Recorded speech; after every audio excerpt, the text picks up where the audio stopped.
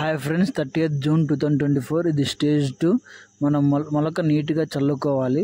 చల్లుకున్న తర్వాత మనము ఏం చేయాలనేది ఒకసారి చూద్దాం.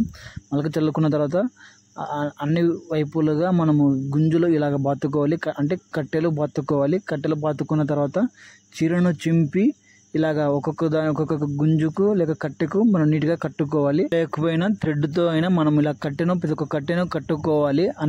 అన్ని విధాలుగా కట్టుకుంటే మనకు చాలా రక్షణ అనిపిస్తుంది. ఎందుకంటే కుక్కల నుండి, బర్డ్స్ నుండి, అనిమల్స్ నుండి రక్షణ కొరకు దానిలోకి వెళ్ళకుండా, దానిలో ఉన్న విత్తనాలను తినకుండా, అదే దానిలో ఉన్న నీరును తాగకుండా ఉండడం కోసం మనం ఇలా బట్టలను కట్టుకోవాలి. కట్టుకోవడం ద్వారా మనకు చాలా సురక్షితంగా ఉండి మనకి మొలక అనేది గ్రోత్ అనేది బాగా వస్తుంది. ఆ విధంగా 2-3 రోజుల వరకు ఆ నీళ్ళు అలాగే నిలువ ఉండాలి. దాని ద్వారా మనకి గ్రోత్ అనేది బాగా వస్తుంది. మొలక అనేది నీట్గా వచ్చి పైరుగా ఫార్మ్ అవుతుంది.